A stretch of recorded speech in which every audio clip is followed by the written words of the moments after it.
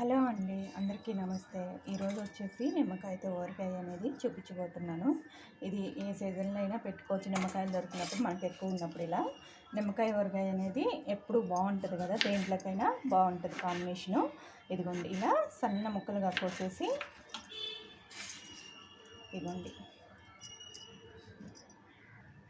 ఇది ముందు రోజే ఉప్పు పసుపు వేసేసి నానబెట్టేసింది.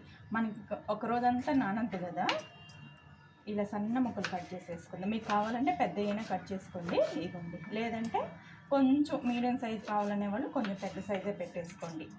నిమ్మకాయలు ముందు రోజు మనం తెచ్చుకుంటాం కదా, మార్కెట్ నుంచి తెచ్చుకున్నప్పుడైనా కడిగి ఆరబెట్టేసుకోండి. నీట్గా ఎక్కడ చెమ్మ లేకుండా చేసుకోండి. కాయ గట్టిగా ఉన్నప్పుడే ఊరగాయ బాగుంటుంది. కాయ మెత్తబడింది అనుకోండి, ఊరగాయ కూడా చెడిపోద్ది. నిమ్మకాయ ఎంత పులుపు ఉన్నా కూడా సన్నగా కట్ చేసి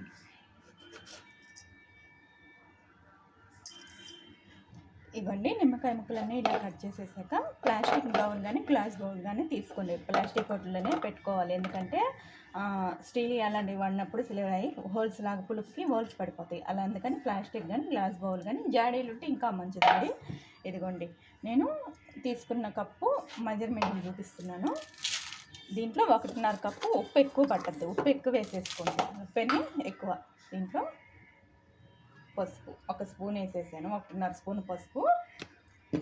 ఇప్పుడు వచ్చేసి మనము ఇవన్నీ వేసుకునేటప్పుడు నిమ్మకాయ పులుపు కూడా పిండండి. పిండితేనే మీకు మంచిగా కాయ ఊరగాయ కూడా చెడిపోదు. ఇలా నిమ్మకాయ రసం పెట్టి గుజ్జు కూడా గ్రేవీ కూడా బాగా వస్తుంది అనమాట. నేను కారం వేస్తాను కదా, ఇది ఒక రోజంతా నానబెట్టేద్దాం.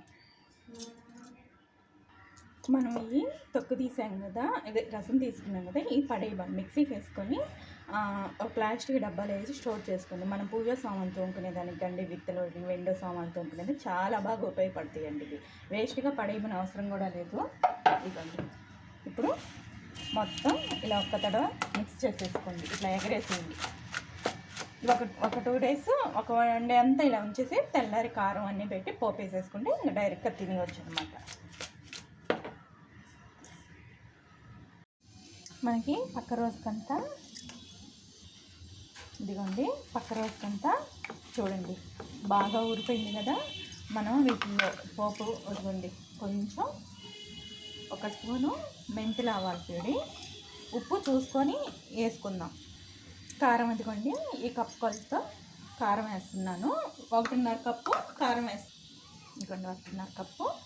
ఇప్పుడు మొత్తం ఒక తడవ కలుపుకోండి. మొత్తం కలుపుకున్నాక ఇట్లా వెల్లుల్లి దంచైనా వేసుకోండి, లేదంటే ఇలాగైనా కచ్చాపెచ్చగైనా ఇలాగే వేసేస్తున్నాను. ఇది ఒక తడవ మొత్తం కలుపుకోండి. ఇదిగోండి, పోపు వచ్చేసి ఆయిల్ చల్లారాక కొంచెం ఆవాలు జీలకర్ర ఇంగ వేసేసి చల్లారాక దాంట్లో పోసుకోవచ్చు. ముందుగా పోపు చల్లారిపోద్ది కాబట్టి చల్లారాకే వేసుకోవాలి. మనం పోపు చల్లారాకే వేసుకోండి, డైరెక్ట్గా వేడి మీద వేయబాకండి. వేసుకున్నాక ఒకసారి మొత్తం కలిపేసుకోండి. కలిపి పక్కన పెట్టేసుకొని ఇంకా డైరెక్ట్గా తినేయచ్చు. రైస్లోకి కానివ్వండి, టిఫిన్లోకి కానివ్వండి, దేనికైనా బాగుంటుంది. ఒక తర్వాత కలుపుకోండి. ఇది పక్క రోజుకైతే ఆయిల్ అంతా తేలిపోద్ది, మనం వేసిన టాంచి తినేయచ్చు అనమాట. ఇది చూసారు కదా, ఇదిగోండి మొత్తం ఇలాగా ఇంకా డైరెక్ట్గా తినేయచ్చు అనమాట. మనం ముందు రోజు చేసి పెట్టేసుకుంటే పక్క రోజు ఇలా చేసేసుకోవచ్చు.